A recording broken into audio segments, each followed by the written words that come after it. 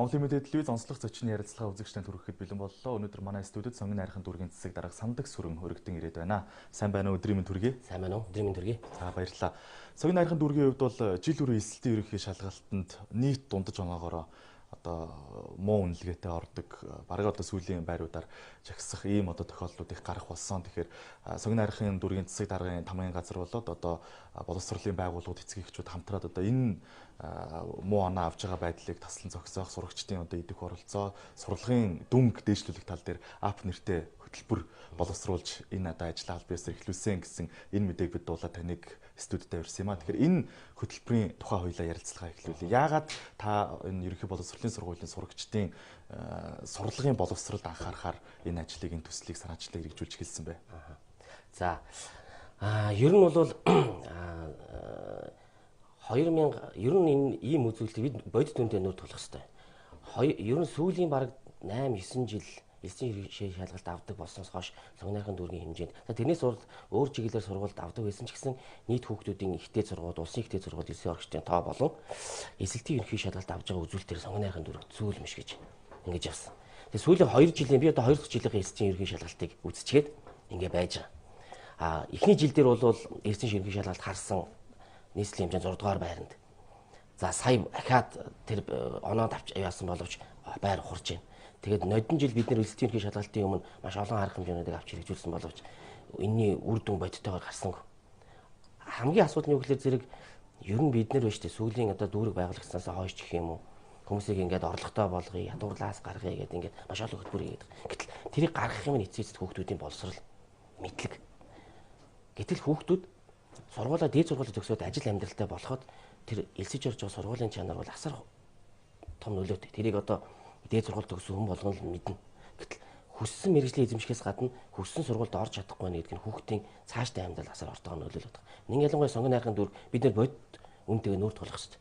Энэ заавал энэ уртлын үед ийм байсан одоо ийм гэж ярихгүй. Би сүүлийн 10-аад жил статистик харахад сонгон найрхан дүр дандаа сүүлийн байруудад явж байгаа. Ийм байж болохгүй. Тэгэхээр бид энэ жил ап нэртэй ийм хөтөлбөр хэрэгжүүлж байгаа. Гэхдээ нодон жилийнхаа хийжсэн ажлыг бүр илүү одоо хүч оруулаад багш, эцэг, захирлууд, сургууль бүгд нийлээд, дүүргийн захиргаа бүгд нийлээд энэ хөтөлбөр рүү орж байна. Тэгээ бид сая эсэлтийн ерөнхий шалгалтын туршилтын шалгалтыг сая юуны өмнө сая 9 сарын 1 өнгөрөөс 11 сард авсан.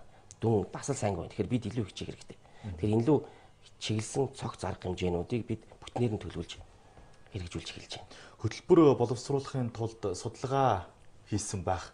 Тэгэхээр сонгон найрхан дүүргийн сургуулиудын сурагчдын сурлага муу байгаа гол шалтгаанууд чухам юу юм бэ? Энэ өөрөө боловсролын систем муу байгаадаа байна уу? Эсвэл багш нарын одоо юу гэдгийг ур чадвар муу байгаадаа байна уу? Тэгэхээр та энийг ер нь судалгааны үр дүнд хэрхэн яаж харж байна? Яг сурлага муу гэхээсээ гэдэг нь эсэлтийн ерөнхий шалгалт гэдэг бол яг нэг сурлага сайн муу гэдэг бүтнээр нь илэрхийлэхгүй. Яг л шалгалт өгнө гэдэг бол тактикийн асуудал ч байдаг тэнд. Тэр тестийг яаж бүглэх вэ гэдэг сурах, тэрийг бүглэж сурах ч асуудал байна. Яг тэн дээр муугсноор хүүхдүүд сурлага муутай азгүйтлж байдаг. Ер нь бол. Гэхдээ азгүйтэл бол хичээсэн хүнийг арай багтаа ярьдаг. Тийм ээ? Аз бол хичээсэн хүнийг илүү дайрдаг. Тэгэхээр энд аль алийн нөлөө байгаа. Зүгээр муу байгаа. Сүүлийн 10 хэдэн жил муу байгаа нь энэ зүгээр одоо боловсролын салбарыг одоо бүтнээр нь ингэж хилээд явах гэж. Ер нь бол багш нарын цалин ахуй хаамж, тэрний урам зоригийг сэргээх, хүүхдүүдэд ажиллах боломжоор хангах. Тэгээ дээр нь нэмээд зүгээр харьцуулт хэлэхэд хувийн сургуулиудын энэ чиглэлийн боловсрол илүү өндөр байгаад улсын сургуулиуд их бага байна.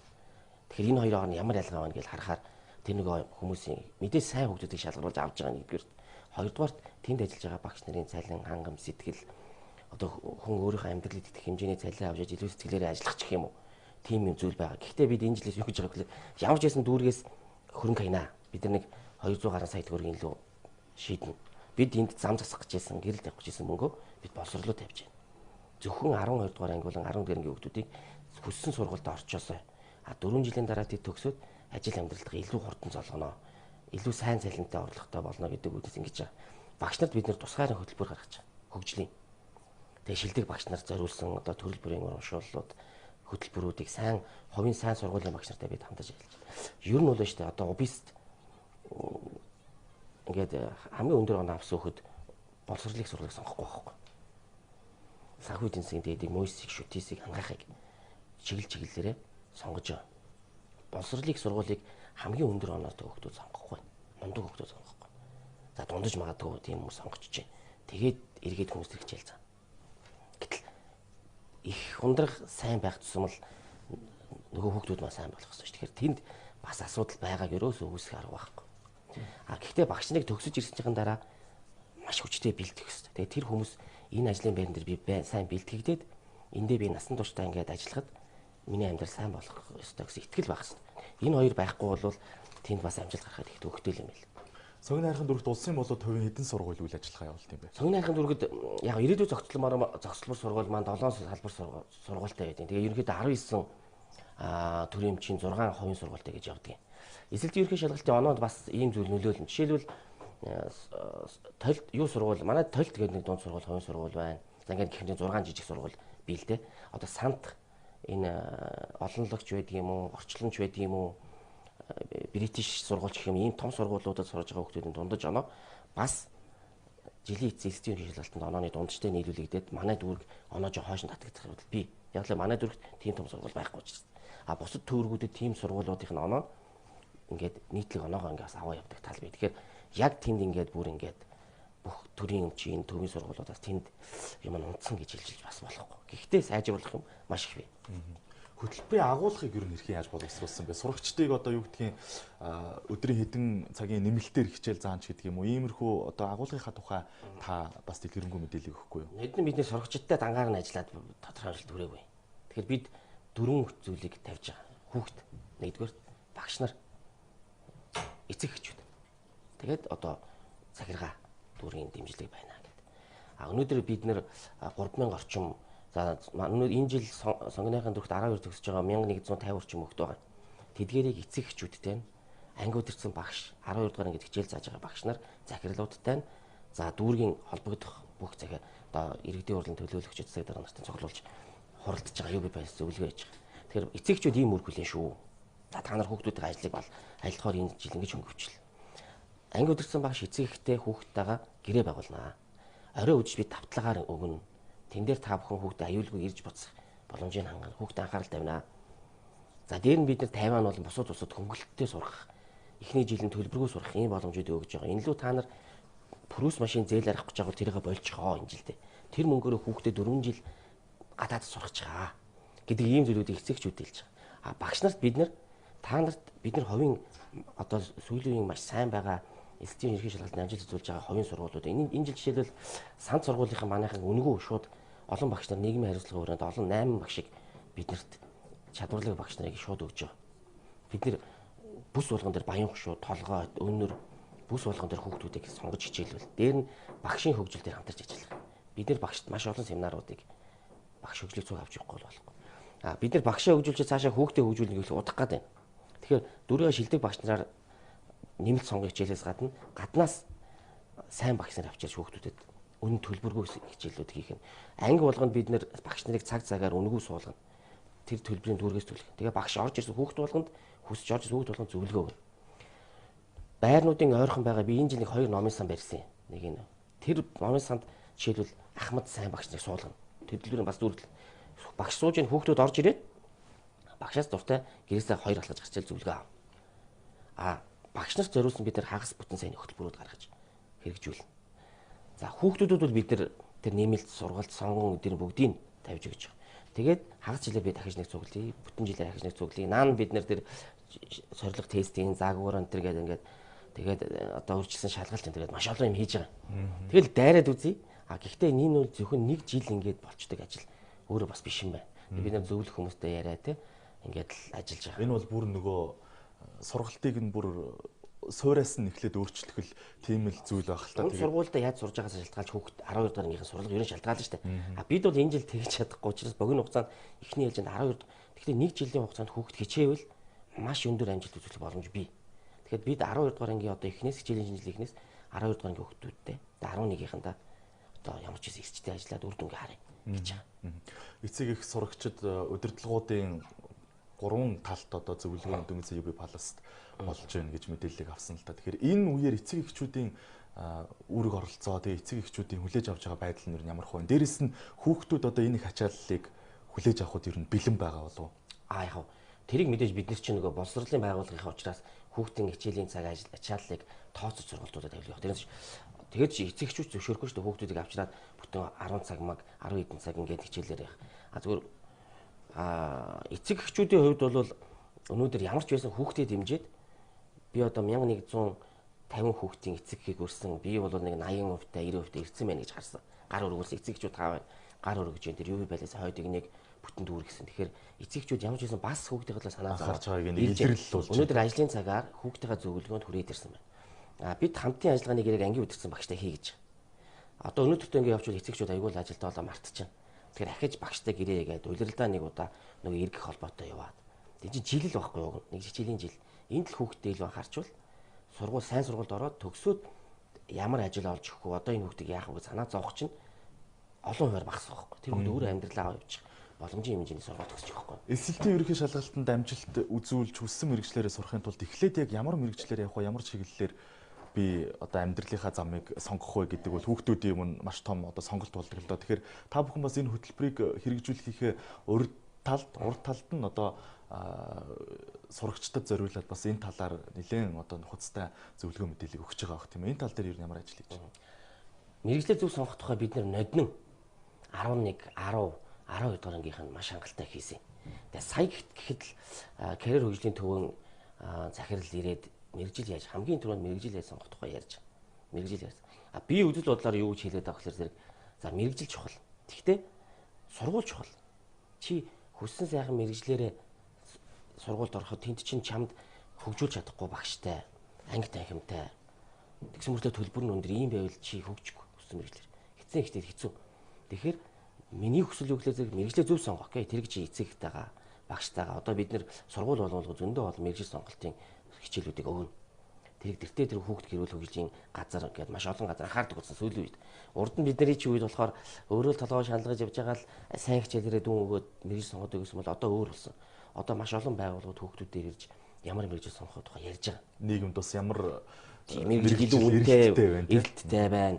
Аль мэргэжил цалин өндөр байна. Бүгдийг өгж байгаа. Тэгээ хүүхдүүд ойлголт өгж байгаа. За цалин өндөртэйгээд мэргэжил сонгохгүй дуртай мэргэжлээ сонгоорой. Тэгээ энэ бол дараа нь амьдралын аз жаргал юм шүү ч гэдэг юм уу тэрийг хийж байгаа. Би бол илүү прагматик юм яриад. Сайн сургуульд ямар ч байсан ороо. Хүн амьдралаас тэр авах гоё ажиллаараа кайф майф авах ажлыг бол эхлээд одоо эхний ээлжийн суурийн нэг сайхан мэржил эзэмшээд тэргээрээ одоо магадгүй ажиллаад ингээд мөнгө төгрөг олдог болж хүн болгоно шүү дээ яг хүссэн мэргэжлээр хоббиороо ажиллаж чаддгүй тэр бол бодит үгнэ. Тэгэхдээ сайн сургууль төгсөө сайн мэргэжил эзэмшчихвэл ямар ч байсан эхний ээлжинд харгэр авах чадвартай болж байна. Энэний дараа хүссэн хоббигоор өөрийгөө хичээлүүлж одоо тийм хүмүүс дэлхийд дүүрэн л шүү дээ. Эхлээд одоо бүх хүн тийм азтай биш байхгүй. Хүссэн мэргэжлэрээ одоо би жүжигчин болох хэрэгтэй байтал жүжигчин болох маш хэцүү. Дуучин хэцүү. Гэтэл одоо зөндөө олон өөр ажил хийчихэд одоо дуучнаараа явж байгаа зөндөө л. Тэгэхээр эхлээд ямар ч байсан би хүссэн сургуульдаа чадаад хүссэн мэргэжлэр орчоосаа чадахгүй сайн сургуульд ороосаа гэж байгаа шүү дээ. Нэг 50-60% ч юм уу өөрийнхөө мэргэжлийн чиг хандлагыг зөв тогтоогоод сонгож байгаа болов уу би бодож байна. За бусд нь бол магадгүй сайн хичээлээ хараад сайн сургуулаа хараад сонгож байгаа. Аль нь ч хамаагүй сургууль сайн байх хэрэгтэй.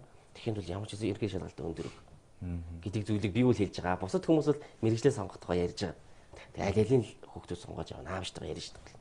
Зарим аймаг орон нутгийн удирдлагууд бол эсэлтийн ерөнхий шалгалтаас 800 оноо авсан хүүхдүүдийг тодорхой үнийн дүнгээр шагнаж урамшуулна ч гэдэг юм уу ийм амлалтуудыг өгсөн байдаг юм л л те. Соён найрхан дүүргийн хувьд ийм одоо амлалт, шагнал, урамшил, тэмцээн уралдаан ч юм уу ийм зүйлийг зарласан байгаа юу? Бид бол ингэж за эцэг багш нарт 2 багш жишээлбэл 10 сая төгрөг хамгийн мэргэжлэрээ 4 багшд 10 сая төгрөг. За тэгэл цаашаага одоо 20 багшд одоо 3 саяч байдаг юм 10 сая гэдэг ингээд багш нарт бид маш их олон. Тэгээ сургууль гэхэд хамгийн шилдэг сургууль бас 10 сая ингээд шагнал амлаж байгаа. Анги удирдсан тэр ангиасаа эсдийн ерхий шалгалтаар хамгийн сайн оноо авахулсан ангийн багш нарт бид нэр 3 сая төгрөгийн шагнал өгж байгаа. Хүүхдүүдэд бол бид нар ямар шагнал хэлж байгаа гэхээр хүүхдүүдэд та бүхний хичээгээд авсан сургуулийн та бүхний шагнал шүү гэж хэлж байгаа. Ер нь бол өөрөө хичээгээд сайн сургуульд орвол тэр нь хүүхдийн шагнал. Тэрэнд орсны төлөө өөрөөс нь өөр гэр бүлээс нь өөр хэн ч очихгүй шүү дээ. Тэр хүүхдэд л очно. Тэр хүүхдийн шагнал нь тэр.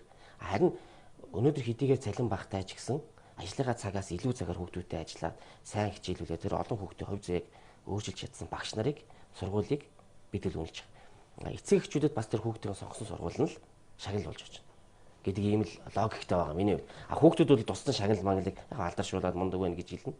Одоо саяын лекцэн дээр 800 авсан хүүхдүүд ирээд туршлагаас хаваалцж байна. Энэ хүүхдүүдэд шагнал болох хэрэгтэй.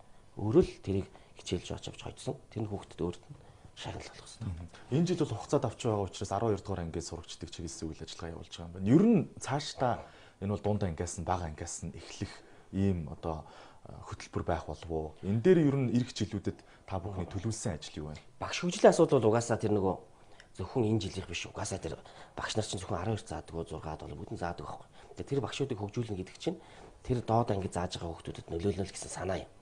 Энэ жил би дүр дүнгээ харна. Одоо бүр цаасанд шууд гараад ирнэ. Сонгон найрхын дүрэг 2019 онд тэдийн хэмжээний дүн үзүүлэлт гэж ингээд шууд гараад ирнэ. Одоо жишээлбэл сая шалгалт авахад ийм дүн авсан, жилийн эцэст ийм болж өөрчлөгдлөө гэдэг үн дүн гараад.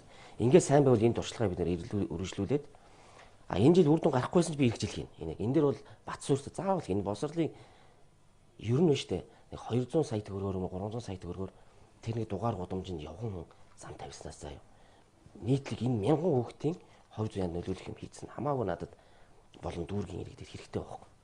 Яг нэг жил явган замаар шороц замаар алхаал ийз. Нэг жил штэ. Энэ бол тэр маш олон зүйлийг өөрчлөх гэдэг учраас энэ лүү илүүх ирэх жилүүдээс ч гэсэн боловсрол чиглэл рүү өгнө. Дүүрэгтэй сайн багш нарыг татгаарах хэмжээнүүд бид нар хийн. Энэ хөтөлбөрийн эхлэл суурь өнгөрсөн жилээс эхэлж тавигдсан гэсэн л дээ. Өнгөрсөн жил ямар одоо ажлыг хийж үзсэн, тэгээд үр дүн нь ямар байсан, алдаан чухам юунд байсан. Мэдээж алдаан дээрээсээ суралцаад энэ хөтөлбөрийг бас илүү боловсронгүйгээр боловсруулсан байх л та. За өнгөрсөн жилээс бид нэр мэрэгжил сонголтын талаар маш олон лекцүүд. Сургууль дээр нь 10 11 дэх ангийнханд мэрэгжлээ яаж сонгох, яаж хичээх, одоо хүүхдүүдэд нэг урам зориг өгөх тийм чиглэлийн лекцүүдийг нэлээд явуулаад тэгээ хүүхдүүдийг нөгөө тэр чиглэлийн тест бид нар шинэ алхам гээд арга хэмжээг сүүлийн баг 4 5 жил 3 4 жил явж байгаа. Тэр нь бол яг санаачлах нь багш нарын үүсгэлээр одоо эхэлж ийсэн. Тэгээ одоо засаг дарга болоод би аваа явж байгаа. Одоо хүүхдүүдийн шалгалтанд ийм шалгалтанд бэлдэх ном бүх хүүхдүүдэд өгөөд л одоо тэн дээр ингэж ажил. Гэхдээ нодон жилийн үр дүн бол гараагүй тэр гэж харагдаад байгаа надад. Яг л эсэлтийн ерөнхий шалгалтын дүн урд жилийнхаа сайжрах байхгүй. Тэгэхээр энийг сайжруулах дахиад өөр юмнууд хэрэгтэй байна гэж бид нэр судлаад л нэмж байгаа. Хүүхдүүдэд зүгээр за энэ ном байна, энэний дагуу чи хийгэрэй гэх зэрэг хүүхдлөл хүүхд чинь одоо 6 настай сургуульд ороод 12 жил сураад нэг 18-тай одоо 17 таа хүүхдлөл хүүхд.